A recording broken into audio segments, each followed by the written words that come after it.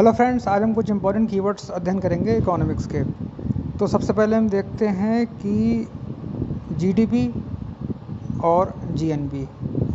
ठीक है, तो GDP GNP gross domestic product, gross national product, ये दो तरीके से हम निकाल सकते हैं। एक निकाल सकते हैं मार्केट प्राइस पर और एक निकाल सकते हैं फैक्टर कॉस्ट पर। तो पहले मार्केट प्राइस पर निकालते हैं।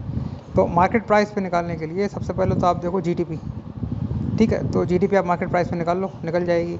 उसके बाद अगर आपको जीडीपी निकालनी है मार्केट प्राइस के बाद जीएनपी निकालनी है, तो उसमें आप नेट इनकम फ्रॉम अब्रॉड, यानी बाहर से जो आमदनी आती है, मतलब रेमिटेंसेस, जो विदेशों से पैसा आता है भारत में, उसको अगर हम ऐड कर दें तो वही जीडीपी जीएनपी बन जाएगी।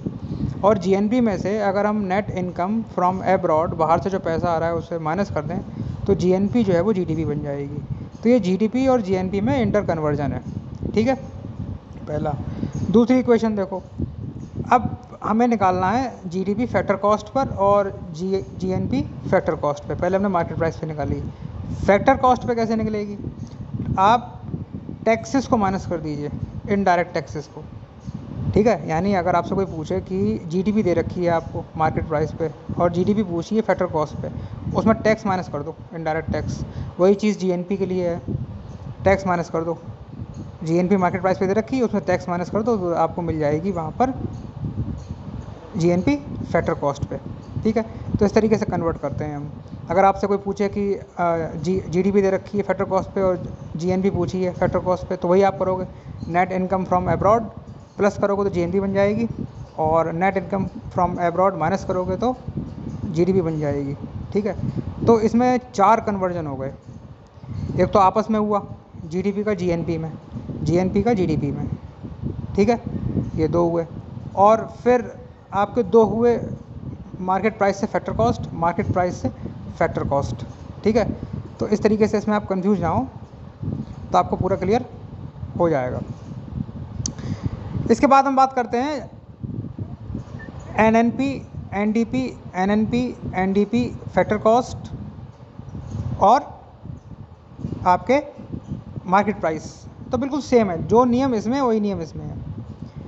मार्केट प्राइस पे आप कैसे निकालोगे?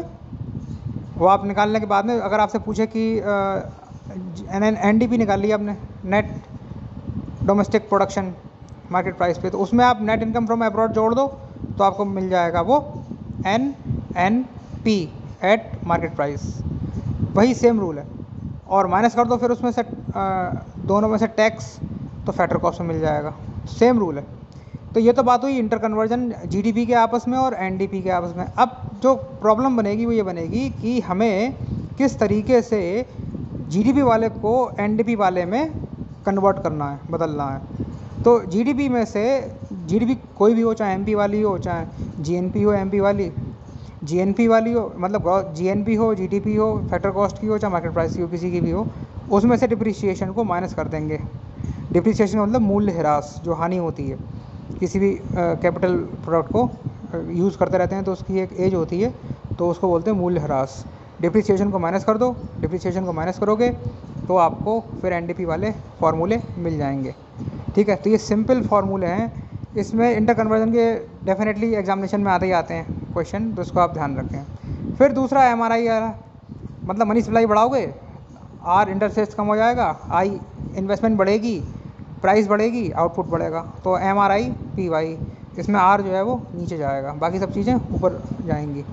ठीक है, फिर closed economy, GIC, government expenditure, investment और कंजम्पशन। कंजम्पशन का मतलब उपभोग, इन्वेस्टमेंट का मतलब निवेश, जी का मतलब गवर्नमेंट का खर्चा इकोनॉमी में कितना है, ये क्लोज्ड इकोनॉमी है। और Y is equal to GIC plus X minus M, X export है और एम इम्पोर्ट है, ये ओपन इकोनॉमी है। ज़्यादातर इकोनॉमी अब दुनिया में ओपन ही रही हैं। तो ये बेसिक कॉन्सेप्ट हैं जो कि आपको पता होने चाहिए मैक्रो इकोनॉमिक्स के। ये एग्जामिनेशन में 100% पूछे ही जाते हैं। आगे हम और डिस्कस करते रहेंगे। Thank you.